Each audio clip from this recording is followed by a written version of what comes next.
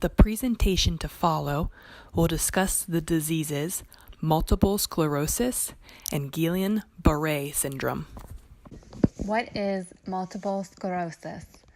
MS is a chronic demyelinating autoimmune disease of the central nervous system. What is Guillain-Barré syndrome? GBS is an acute demyelinating disorder of the peripheral nervous system characterized by progressive, usually rapid, muscle weakness and paralysis. The thing that MS and GBS have in common is demyelination.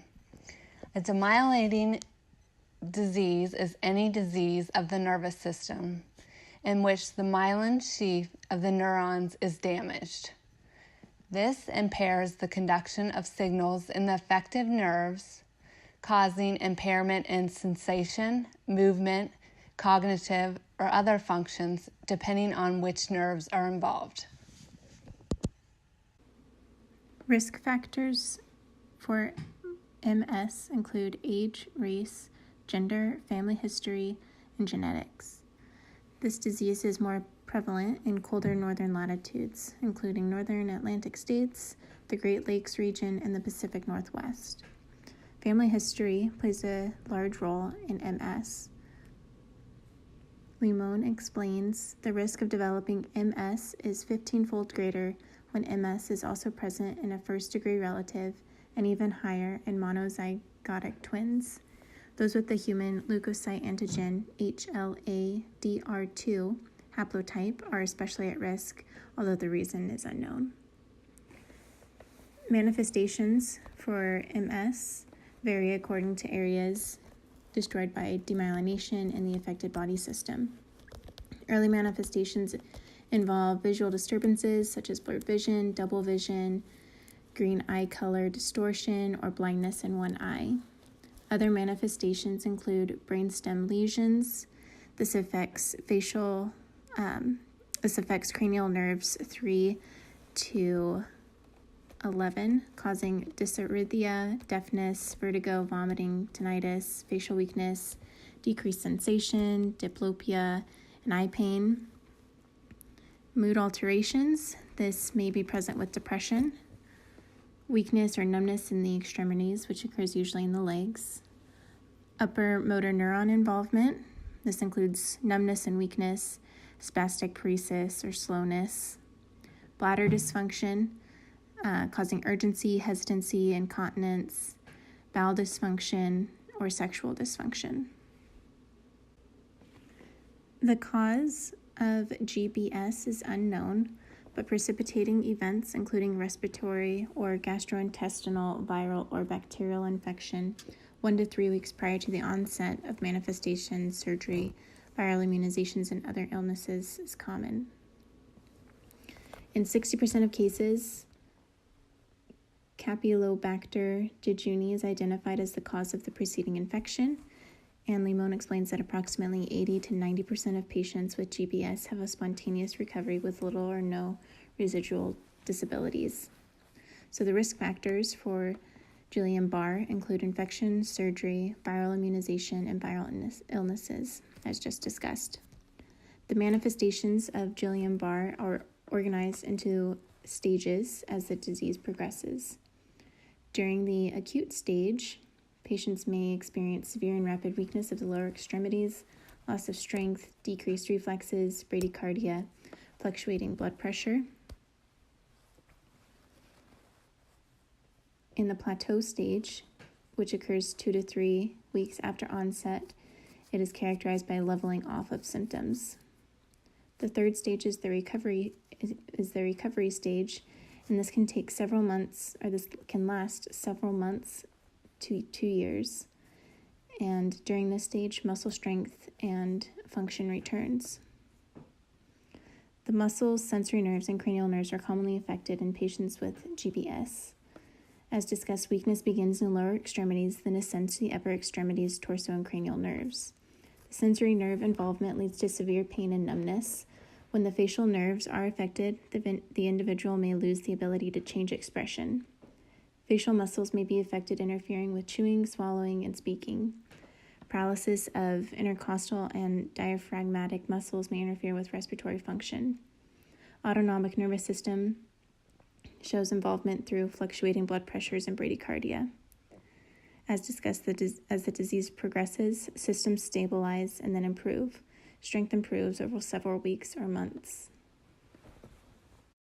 The complications associated with multiple sclerosis include increased risk of pneumonia, which is related to weakness of the diaphragm and muscles of respiration, which compromise gas exchange. Myasthenic crisis. This is an exacerbation of motor weakness that increases the risk of respiratory failure and aspiration. It is most often related to under-medication, missed doses of medication, or developing infection. The manifestations of a myasthenic crisis include tachycardia, tachypnea, severe respiratory distress, dysphagia, restlessness, impaired speech, and anxiety. Another complication of MS is a cholinergic crisis. This results from an overdose of cholinergic medications. It's manifested by GI symptoms, severe muscle weakness, vertigo, and respiratory distress. This often requires ventilatory assistance. The treatments for this include plasmapheresis and IV immune globulin therapy. The complications of GBS include relapse of GBS for women who have previously had it that are pregnant in their first trimester. Some other complications are paralysis of the extremities and respiratory muscles, which may require the support of artificial ventilation, and acute motor sensory axonal neuropathy. This is a very rare complication, and it's usually associated with severe illness and very slow recovery. Due to MS being considered to have an inconsistent and an erratic nature, it's hard to make teaching plans for self-care for these patients. It's important at first to make sure the patient has realistic explanations of MS, such as treatment options and support groups. Options for support include social work, counselors, physical and occupational therapists, as well as the physician. The education a nurse would include for a patient with GBS would be an explanation of the medications and treatments available, assisting the patients to find support staff and therapies, and to give care if surgery was indicated. Some other team members that would be included in the care of a patient with GBS include nutritionists, physical and occupational therapists, speech therapists, and counselors or case managers if needed.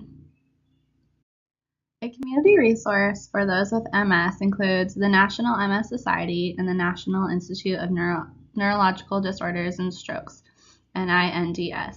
These are helpful resources for patients with MS. The psychosocial impact of MS may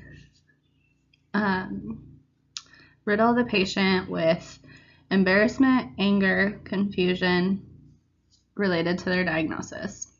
Self-care may be tough and require assistance. They may also feel that they're different than other people and experience depression and anxiety. Rehabilitation can be taxing on them and could lead them to feel defeated. A good outside support system for those with GBS include the Guillain-Barré Syndrome Foundation. This is available as an outside support and information resource. The psychosocial impact for those with GBS, they may experience a wide variety of issues, including respiratory failure, which requires a trach, ineffective gag or swallowing reflex, paralysis, and severe muscle atrophy. These symptoms can lead to a patient feeling discouraged, angry, confused, scared, and concerned about their futures and the future of their families. The patient with MS usually experiences many manifestations throughout the body. Cognitively, dysfunctions involve concentration, short-term memory, word finding, and planning. A person's mobility is weakened, especially in the legs, as well as overall stiffness and slowness. Similarly, their oxygenation and perfusion is affected, causing hypoxia and abnormalities in central perfusion and inflammation. Because of this quote-unquote slowdown, nutrition should be focused on minimizing constipation, thus foods high in fiber. Functionally speaking, one diagnosed with MS may experience mood alterations such as depression, bladder dysfunction manifested as urgency and/or incontinence, and sexual dysfunction. The formation of brainstem lesions may cause sensory loss, ataxia, vertigo. Visual deficits include blurring, impaired color perception, decreased central vision acuity, and altered pupillary reaction to light.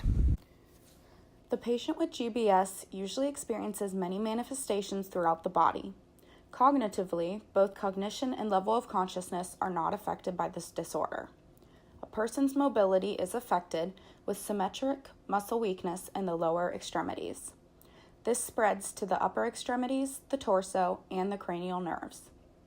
Perfusion is also affected, with the patient experiencing fluctuating blood pressure, cardiac dysrhythmias, and tachycardia. Ventilatory assistance may be needed since oxygenation is affected as well, specifically due to paralysis of intercostal and diaphragmatic muscles. Patients experience sensory deficits such as severe pain, paresthesia, and numbness.